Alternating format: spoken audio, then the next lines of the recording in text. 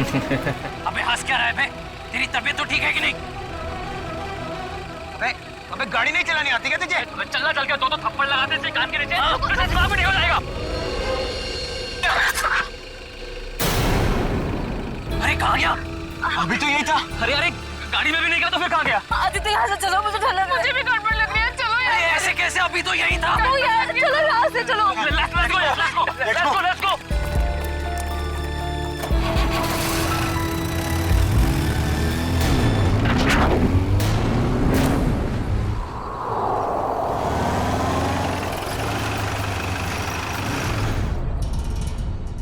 लो, आ गया तुम्हारा घर। और तुम बेमतलब का इतना डर रही थी। आदित्य सच, मुझे अभी भी बहुत डर लग रहा है। देखो सिया, इसके बारे में सोचो ही मत, कुछ भी नहीं होगा। बट आदित्य, मैं इसे भूल ही नहीं पा रही।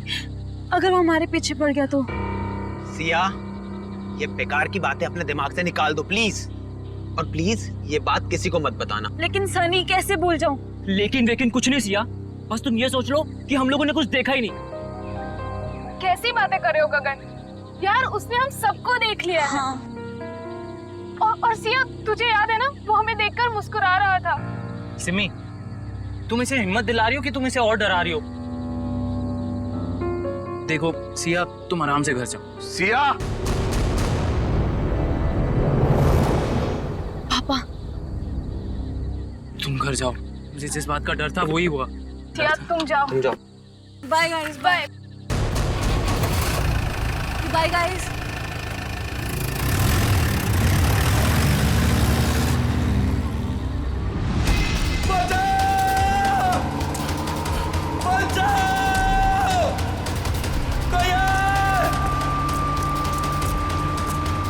मुझे घर छोड़ के ना तुम लोग सीधे सीधे अपने घर जाना, समझे?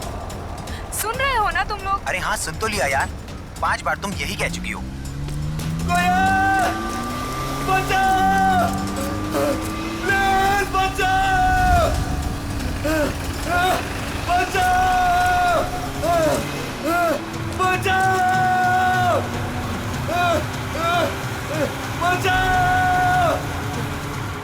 ये तो वही गाड़ी है ना? हाँ यार।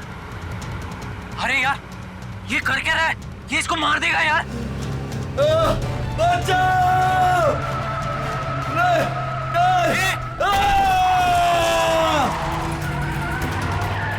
अबे यार मार दिया इसको, मार दिया यार।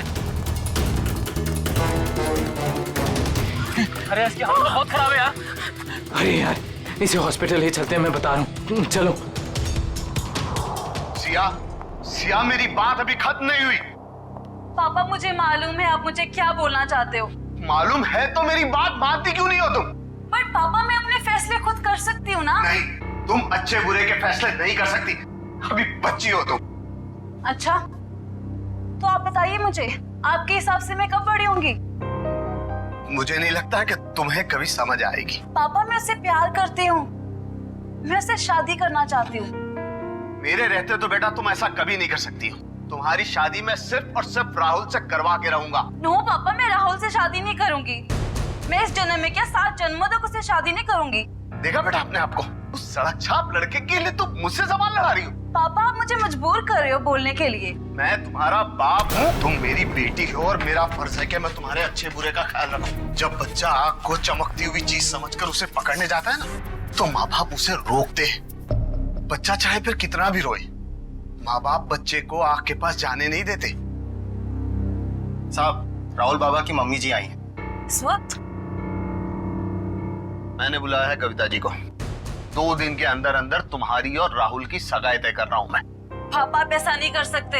एक बार मैंने जो फैसला कर लिया उसे कोई नहीं बदल सकता। मैं भी आपकी बेटी हूँ, मैं भी अपना फैसला नहीं बदलती कभी।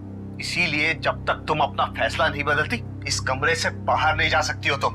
नहीं पापा, पापा ऐसा मत करो। पापा प्लीज, पापा प्लीज, पापा प्लीज। पापा,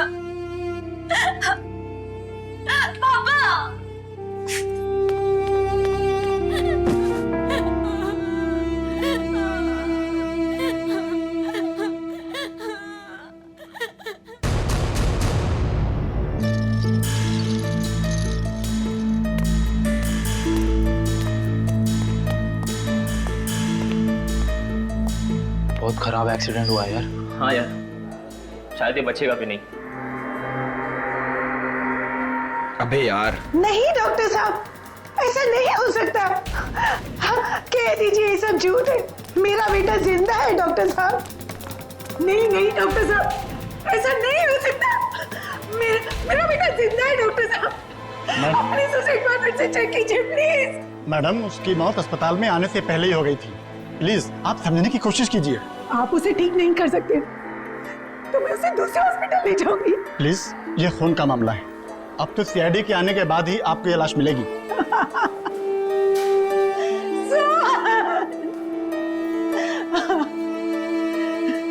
मैं उस खूनी को नहीं छोड़ूंगी। उसने मुझे बेसहारा किया। कुछ भी हो जाए मैं उसे नहीं छोड़ूंगी। वो आत्मा हो या जो भी, मैं उसे नहीं छोड़ूंगी। बेसहारा किया है उसने मुझे, मैं उसे नहीं छोड़ूंगी। कहीं आंटी उस आत्मा के बारे में बात तो नहीं कर रही है ना, जिसने इस आदमी को मारने की कोशिश की है? हाँ यार, मुझे भी ऐसे ही लग रहा है। हाँ भाई, मैं तो बोलता हूँ ना कि हमें इन सब चीज दूर रहना चाहिए। तू सही बोल रहा है, हमें ना ये सारे झमेलों से दूर रहना चाहिए।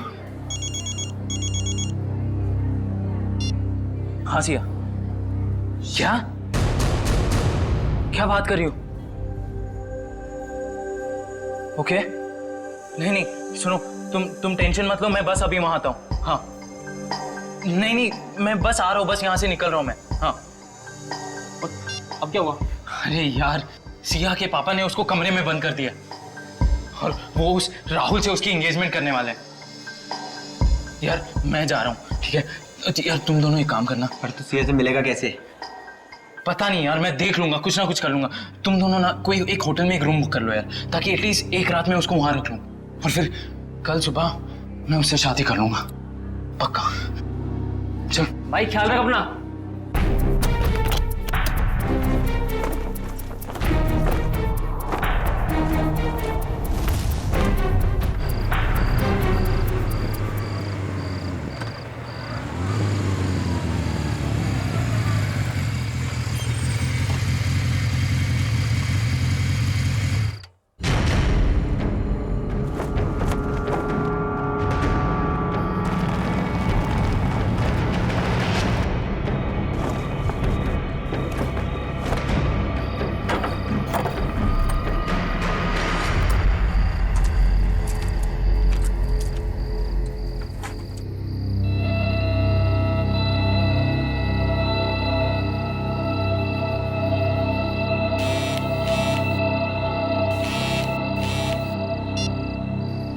हेलो आदित्य।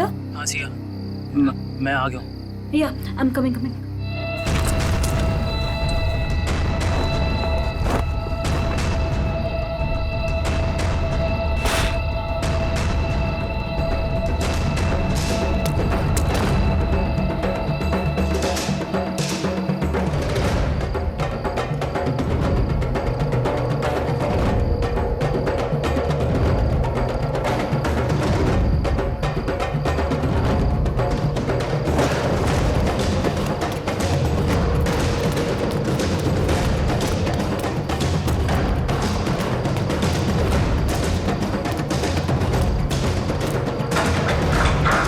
आदित्य भागो, जल्दी निकलो यहाँ से, जल्दी। संभल के। आदित्य, हाँ वहाँ कोई है, वहाँ पे कोई है। कौन? वही गायब होने वाला आदमी। सिया, वहाँ कोई नहीं है। बट आदित्य, मैंने देखा उसको घर के अंदर। सिया, वहाँ कोई नहीं है। देखो, आवाज मत करो, ये बस तुम्हारा दिमाग का वहम है, ठीक है? अभी हमारे पास टाइम नहीं है, इससे पहले कोई हमें पकड़े। निकलो यहाँ से, चलो चलो।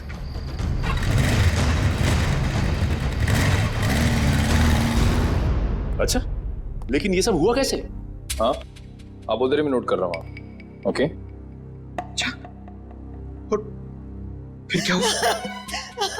सर, मार डाला उसने मेरे बेटे को। मैं बर्बाद हो गई सर। अब मैं कैसे जिंदा रहूंगी अपने बेटे के? एक मिनट, किसने मार डाला आपके बेटे को? हाँ, कब? मेरे देखते ही देखते मेरी लाल ने दम तोड़ दिया। छोड़िएगा मत उस खूनी को, छोड़िएगा मत। उसे कहीं से भी ढूंढ कर ले आइए, उसे कहीं से। मैम, एक मिनट शांत हो जाइए आप। पहले ये बताइए कि आपके बेटे को मारा किसने? पता नहीं कौन था, मार दिया मेरे सोहन को, मार दिया। संभालिए अपने आप। मेरे लाल को हमेशा के लिए सुला दिया उसने। देखिए मैम, हम आपके बेटे को जिंदा तो नहीं कर सकते फिर से, पर उसके खूनी को सजा जरूर दिलवा सकते हैं। आप ये बताइए कि हुआ क्या, ये सब कैसे हुआ? मैं अपने कमरे में थी सर, तभी सोहन की चीख सुनाई दी। मैं भागे भागे वहां पहुंची तो देखा उसने सोहन को चाकू मार दिया था और वो खूनी खिड़की की तरफ भागा। वो खिड़की से बाहर निकल गया? नहीं सर, वो खिड़की तो बंद थी। मैंने उसे ढूंढने की बहुत कोशिश की लेकिन वो कहीं नहीं दिखा मुझे। ऐसे गायब हो गया जैसे कोई आत्मा या कोई गायब होने वाला आदमी। मुझे कुछ नहीं मालूम है, मुझे कुछ नहीं मालूम। प्लीज संभालिए अपने आप को, शांत हो जाइए। देखिए, हम आपके बेटे के खूनी को सजा जरूर दिलवाएंगे। आप फिलहाल घर जाइए प्लीज, हम लोग देखते हैं। प्लीज आइए, प्लीज को सजा दे। आइए मैडम, बिल्कुल बिल्कुल, आप शांत हो जाइए, आइए। सर कई लोगों ने उस आत्मा को देखा है सर। मेरा मतलब है वो गायब होने वाले आदमी को सर। हाँ सर, उस आदमी ने अपनी गाड़ी से 4 लोगों को ठोकर मारी सर, और तो और कुछ लोगों के ऊपर जानलेवा हमला भी किया। सर सिर्फ रात को दिखता है, देखते देखते गायब हो जाता है और फिर वापस भी आ जाता है। पता नहीं सर वो क्या चीज क्या है। आदमी तो नहीं हो सकता, कोई खतरनाक चीज लगती है सर। तब तो जल्द से जल्द मिलना पड़ेगा इससे। निकले, काम करो, सोहन की लाश को फॉरेंसिक में मंगवा लो। जाओ। हेलो, इंस्पेक्टर दया। क्या? कब, कहां पे? ओह नो, ठीक है, हम लोग अभी वहां पहुंचते हैं। उस अदृश्य होने वाले आदमी ने 2 खून और कर दिए। यार गगन, तूने हमारे लिए कितना कुछ किया है यार। अरे आदित्य भाई, दोस्ती में ये थैंक्स एंड ऑल इतना फॉर्मल होने की कोई जरूरत नहीं है, ठीक है? तुम लोग होटल कर रहे थे तो मैंने सोचा यार ये अपना घर है, बंद पड़ा हुआ है, तो शादी की तैयारी क्यों ना यहां से की जाए। सिया,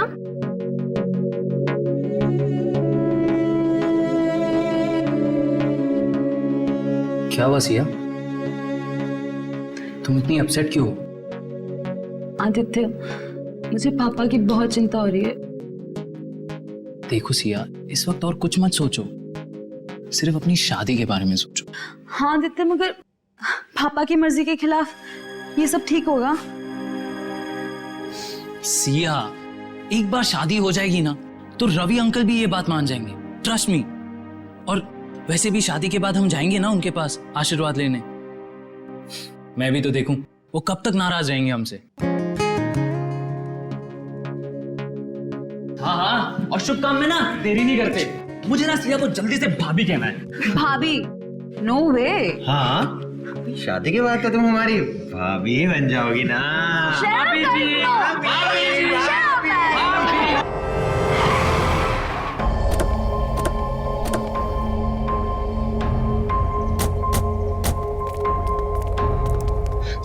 साहब, तुमने फोन किया था सीआईडी को? जी साहब। खून कहाँ हुआ? अंदर साहब। संभल के अंदर जाइए। क्यों? सर आत्मा है अंदर। आत्मा कुछ नहीं होता, सब बकवास है, चलो। नहीं साहब, मैं अंदर नहीं जाऊंगा। जैसा उसने मालिक को मार डाला वैसे वो मुझे भी मार डालेगी। देखो कुछ नहीं होगा, हम लोग हैं ना साथ में। नहीं साहब। आ जाओ साहब। आओ। साहब देखिए,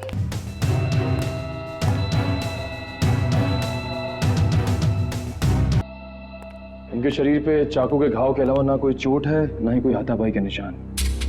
सर, इनके शरीर पे भी कोई खरोच का निशान नहीं। मतलब चाकू से हमला अचानक किया गया है, अपने आप को बचाने का मौका ही नहीं मिला इन्हें।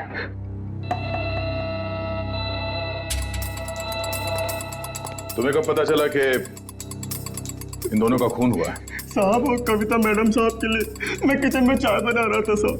हाँ, फिर? तभी जो है दोनों के चीखने की आवाज आई तो मैं भाग के बाहर आया तो मैंने देखा दोनों को चाकू मारा हुआ है। हाँ, आगे? और सर कौन वो? खूनी? नहीं साहब, आत्मा वो गायब हो गया एकदम से मेरी आंखों के सामने साहब। गायब हो गया? हाँ साहब वो फिर आ सकता है साहब। डरो, इस बार आएगा तो हम उसे पकड़ लेंगे। उसका चेहरा देखा तुमने? नहीं साहब, उसने टोपी वाली जैकेट पहन रखी थी, उससे अपना चेहरा उसने ढक रखा था। साहब मेरा विश्वास कीजिए, मैं झूठ नहीं बोल रहा हूँ साहब, वो आत्मा ही थी। घर के सारे दरवाजे बंद थे, फिर भी वो अंदर कैसे आ गए साहब? घर में और कौन कौन रहता है? साहब रवि साहब और सिया मेम साहब। सिया मेम साहब? रवि साहब की बेटी। कहाँ है वो? साहब वो रवि साहब और सिया मेम साहब का झगड़ा हुआ था, तो साहब ने उन्हें जो है कमरे में बंद कर दिया था। चलो दिखाओ कहाँ है वो कमरा। साहब ऊपर है। चलो बॉडी को फोरेंसिक लैब भिजवा दो। चलो चलो, कुछ नहीं होगा।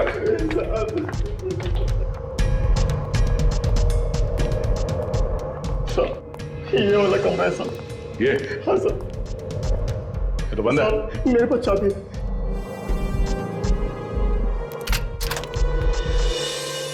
हाँ सर। कहाँ सी? थी तो यही साहब। हाँ? सिया? सर ये देखिए। लगता है यहाँ से कोई नीचे गया है। सर शायद खूनी सिया के कमरे में आया हो। हाँ आया भी हो तो सिया कहाँ चली गई? ये सिया का नंबर देना जरा। सर 1144। अरे यार आदित्य, भाई सिर्फ देखता ही रहेगा कि क्या पहनना है या पसंद भी करेगा भाई? अरे मेरे भाई, शादी तो जिंदगी में एक ही बार होती है ना, तो यार थोड़ा तो टाइम लगेगा ना। हाँ भाई, ले ले ले ले, टाइम ले ले, पर कहीं तेरे टाइम के चक्कर में ऐसा ना हो कि सिया अपना फैसला ही बदल दे।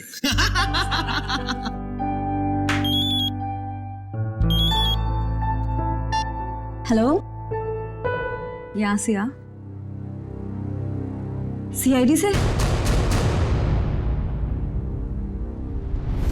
क्या हो पापा को? मैं आ रही हूँ। Is he okay? पापा ठीक है? सोहन, रवि और कविता के घाव काफी गहरे थे।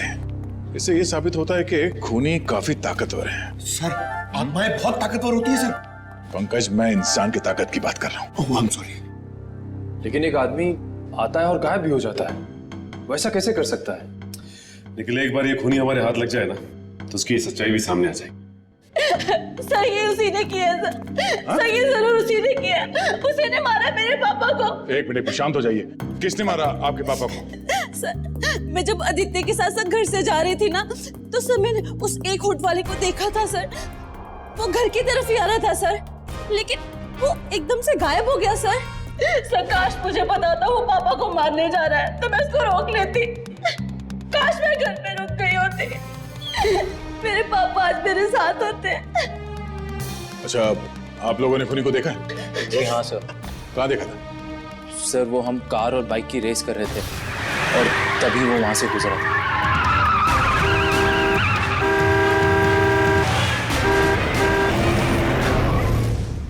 चेहरा देखा था किसी ने? नहीं मैडम, उसका चेहरा हुड वाली जैकेट से ढका हुआ था, पर उसकी ठुड्डी और होठ दिख रहे थे। पर सर, जब उस आदमी ने अपनी गाड़ी से हितेश को टक्कर मारी थी, तब हम लोग वहीं थे और हमने उस गाड़ी का नंबर नोट किया था। हितेश कैसा है अब ठीक है सर, पर उसे काफी चोट लगी थी। गाड़ी का नंबर क्या? MH01R5393। निखिल, फोन करके पता करो कि ये गाड़ी किसके नाम पे रजिस्टर्ड है। अच्छा, आप लोगों को गाड़ी के बारे में और कुछ याद आ रहा है? किस रंग की गाड़ी थी, कैसी थी दिखने में? गाड़ी काफी पुराने मॉडल की थी, लाल रंग की थी, मगर बहुत तेज चलती थी सर। सर वो गाड़ी किसी रोहन के नाम पर रजिस्टर्ड है, मलाड में रहता है। रोहन? ऑफिसर, ये जमीन क्यों हिल रही है? जमीन नहीं हिल रही है, तुम हिल रहे हो। पब में बैठे बैठे दारू गटकाए जा रहे थे, बोल रहा जमीन हिल रही है। यानी मैं अभी भी पब में हूँ। मुझे तो ऐसा लगा कि आप लोग ने मुझे वहाँ से निकालकर मेरे फार्म हाउस पे ले आया। गनीमत है, इतना होश तो है इसे। वो कहाँ है तुम्हारी वो लाल कार 5393? अरे है ना वो वहाँ खड़ी। चलिए चल। एक बात बताइए, मैंने तो खुद उसे 2 सालों से नहीं देखा, आपने कहाँ देख लिया? रोज रात को वो कार सड़कें नाप रही है, समझे तुम?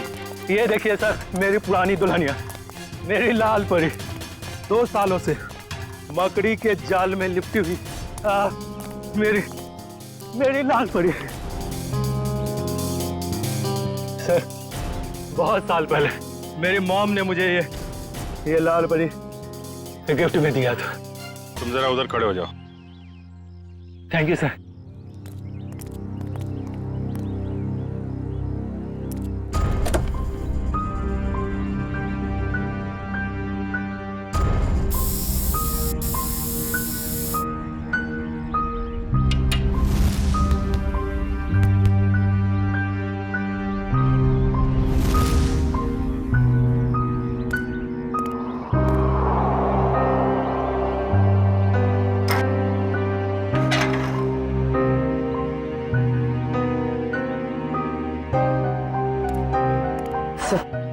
टायर्स में हवा भरी हुई और कार पर कोई धूल या जाला भी नहीं। पेट्रोल भी भर के रखा है और बोलता है 2 साल से कार खड़ी है।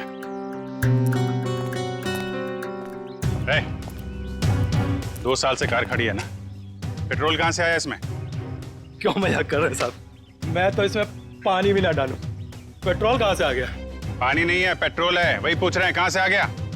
मैंने कहा ना सर, मैंने इसमें पेट्रोल नहीं भरा। मैं तो शहर में रहता हूँ।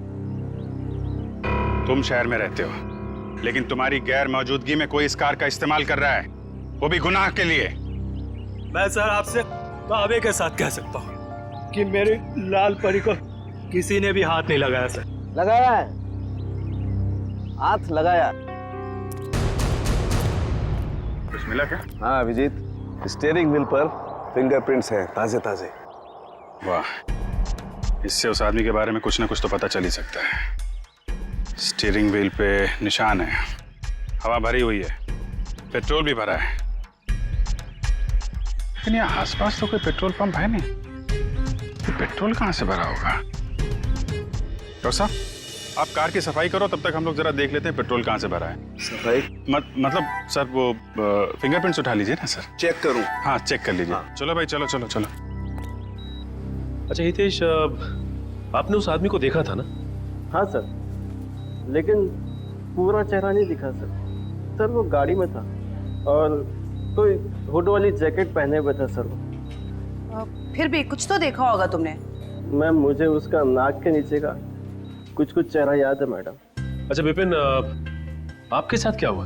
जब मैं जॉब पे से घर पे जा रहा था, गली में जैसे मुड़ा वैसे मेरे पे अचानक हमला हुआ। हमला करने के बाद में वो अचानक गायब हो गया।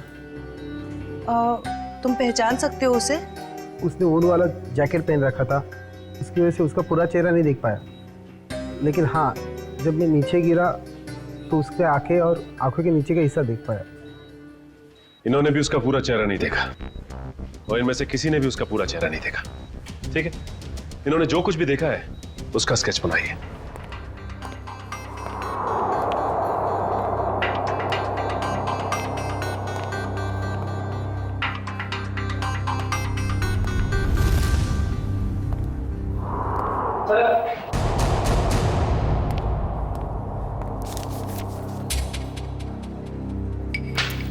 एक काम करते हैं जयवंती, 3 डायमेंशनल टेक्निक से इसकी रंगीन तस्वीर बनाते हैं, आसानी से इसकी पहचान हो जाएगी।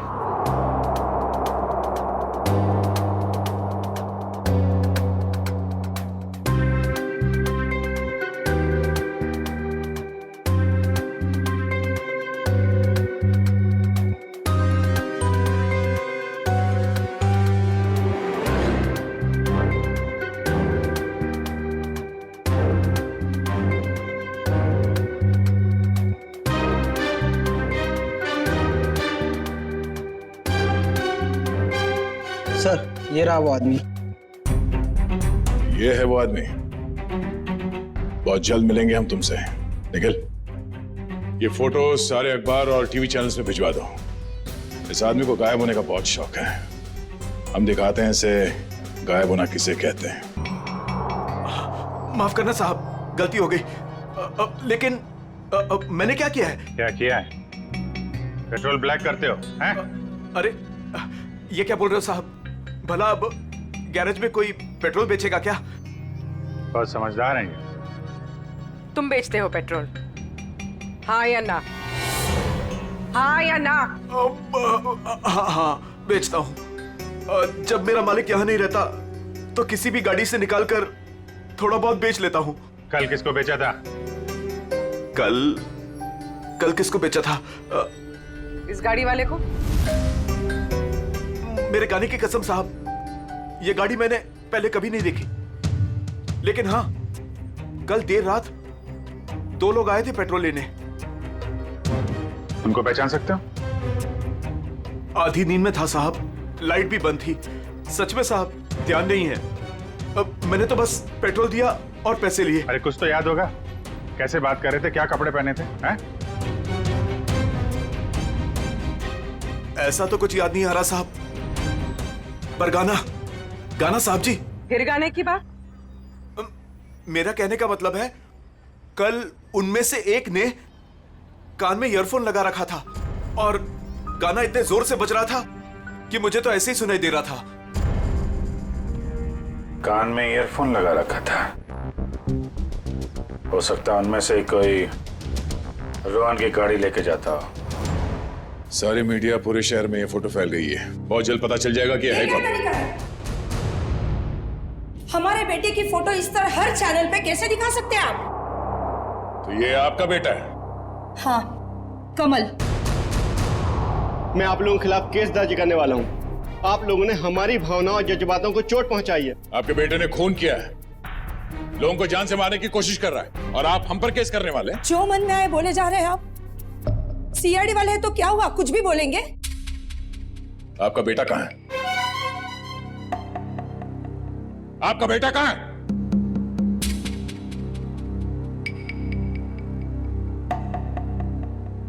हमारा बेटा इस दुनिया में नहीं है। क्या? दुनिया में नहीं है? क्या मतलब है?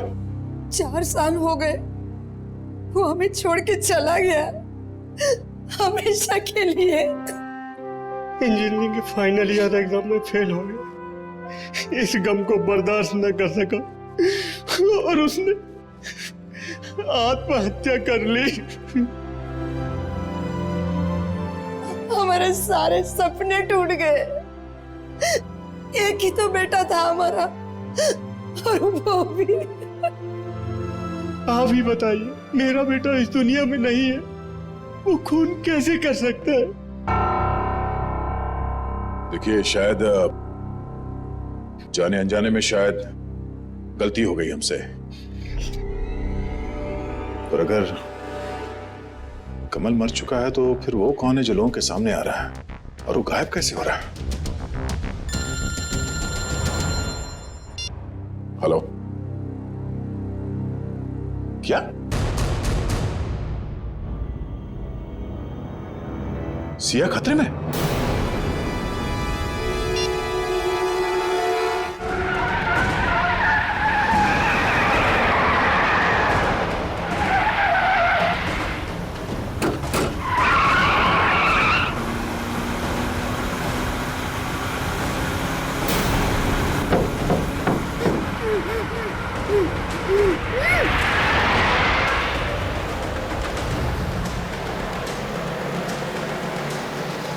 सर, ये तो मुंबई से बाहर की तरफ जा रहा है।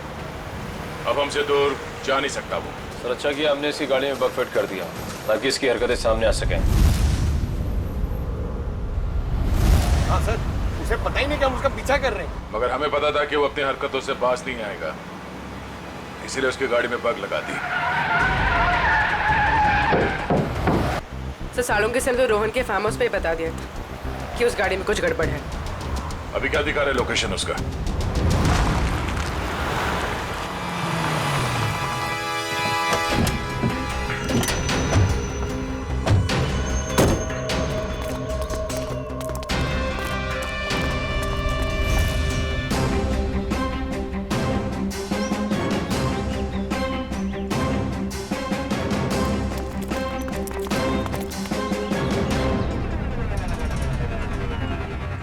चारों तरफ फैल जाओ, सावधान रहना।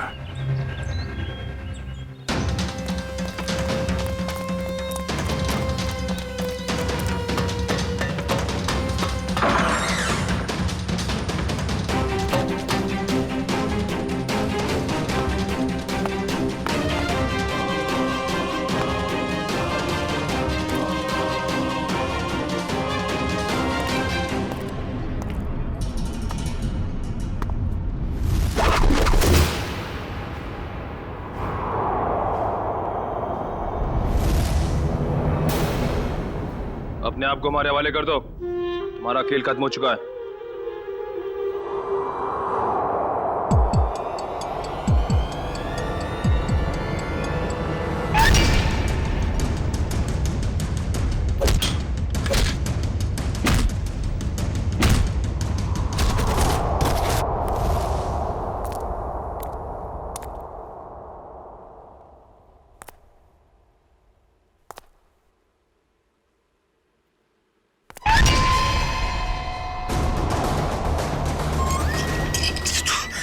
सामने आके खड़ा हो गया।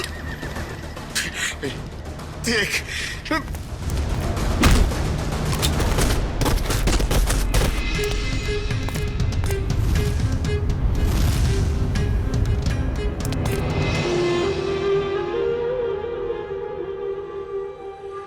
मुझे पता है असली मुजरिम तू नहीं है।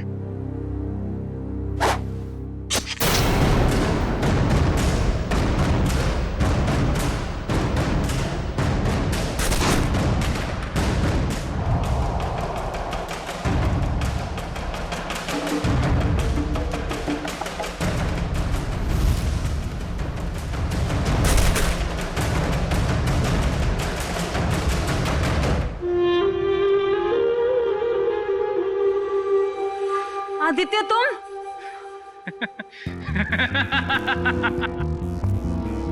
वाह रे मेरा नसीब वाह, मारना तो मुझे सिर्फ तुझे था, और बेचारे ये सारे सीआईडी वाले फंस गए।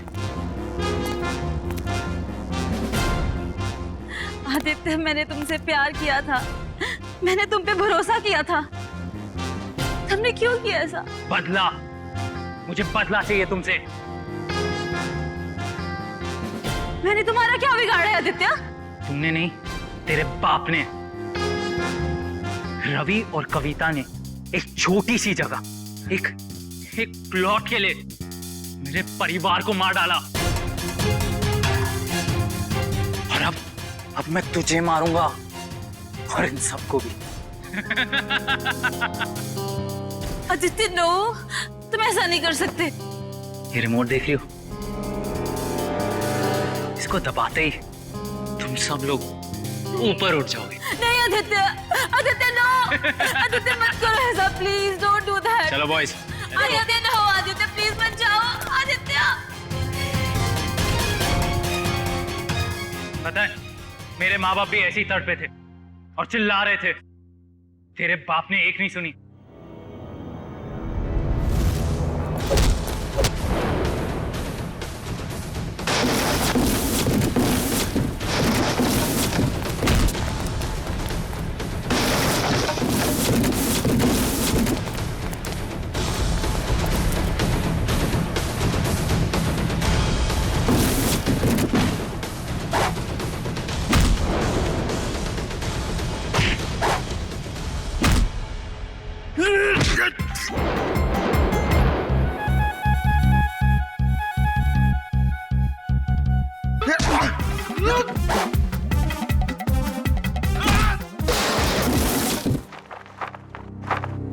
ठीक हो तुम? हाँ चलो।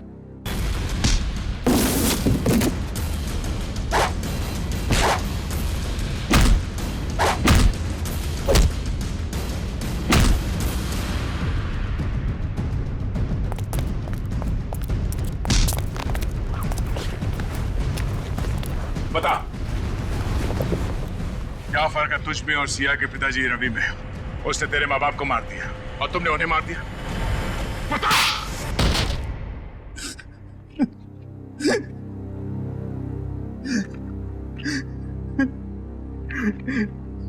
मैं और क्या करता सर? बदले की आग ने मुझे अंधा कर दिया था। मगर सर आप तो बेहोश थे, आपको होश कैसे आया? तुमने मुझे बेहोशी का इंजेक्शन तो मारा, पर वो दवाई मेरे शरीर के अंदर नहीं गई। और इससे पहले कि तुम मुझ तक पहुंचते, मैंने सिरिंज से वो दवाई निकाली और फिर वो सिरिंज अपने शरीर पे लगा दी। तुमने सोचा कि मैं बेहोश हूं, मगर मैं होश में था। और तुम्हारे बारे में तो हमें पहले ही पता चल चुका था। हाँ, आपको कैसे पता चला? हमने तुम्हारी पूरी कुंडली निकाल ली थी। कमल मर चुका है और लोगों ने जिस आदमी को देखा है वो दिखने में, उसकी चाल डाल और कपड़े पहनने का स्टाइल आपके बेटे कमल जैसे कैसे हो सकता है? सर वो नहीं पता। हाँ, लेकिन हुड वाले जैकेट पहनना मेरे कमल को बहुत पसंद था सर। वो अक्सर जैकेट पहने ही रहता था। सर कमल के कॉलेज के टाइम्स के सर वीडियोस और फोटोग्राफ्स हैं सर हमारे पास। हम वो देख सकते हैं? जी सर।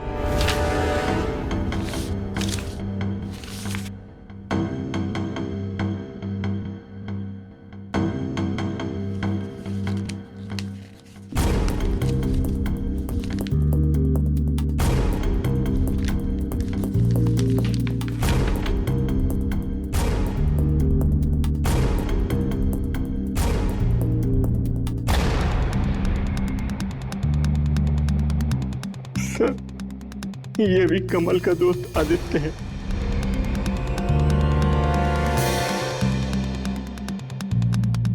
ये बात है सर। अभिजीत सर बता रहे थे कि जो लड़का गैरेज में पेट्रोल लेने आया था उसने अपने कान में हेडफोन लगा रखा था।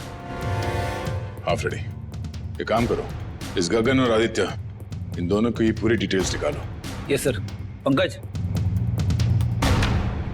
सर, वीडियो रेडी है।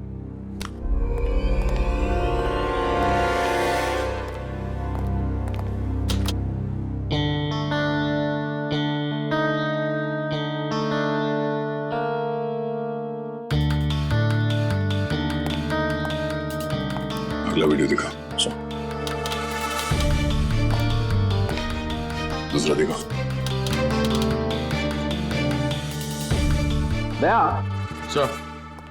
दया, जब मैंने पहली बार रोहन की गाड़ी को उसके फार्म हाउस पे चेक किया तो मुझे उसमें कुछ गड़बड़ दिखाई दी। मैंने फिर से जब उसे चेक किया तो मेरी समझ में आया कि दरअसल उसमें गड़बड़ थी क्या। दया, रोहन की गाड़ी में एक होलोग्राम प्रोजेक्टर लगा हुआ था। क्या?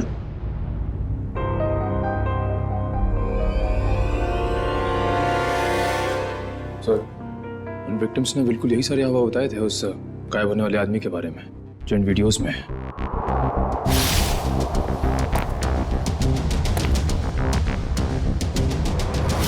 इसका मतलब है उस आदमी के गायब होने का जो हल्ला मचा हुआ है वो और कुछ नहीं बल्कि इस वीडियोस को प्रोजेक्टर के जरिए होलोग्राम से दिखाया जा रहा था। सर। हाँ फ्रेडी, क्या पता चला? सर, आदित्य के परिवार को रवि और कविता के कंपनी वालों ने ही मारा है। और सर, जिन लोगों पे हमला हुआ था वो रवि और कविता की कंपनी में काम करते थे। इसका मतलब है ये सारा खेल तमाशा आदित्य का है। और जैसे ही डॉक्टर सालुंके ने कंफर्म कर दिया कि तुम्हारी कार में होलोग्राम का प्रोजेक्टर लगा था, हमें समझ में आ गया कि तुम्हारा प्लान क्या है। पापा सही बोलते थे, तुम प्यार करने के लायक ही नहीं हो। अरे तुम्हारा बाप कौन सा दूध का दूल्हा था? हाँ? और तुमने भी कानून की मदद लेने के बजाय कानून को अपने हाथ में ले लिया। अब अपना ये होलोग्राम वाला करतब कैदियों को दिखाना जेल में, फांसी का ऑर्डर आने तक।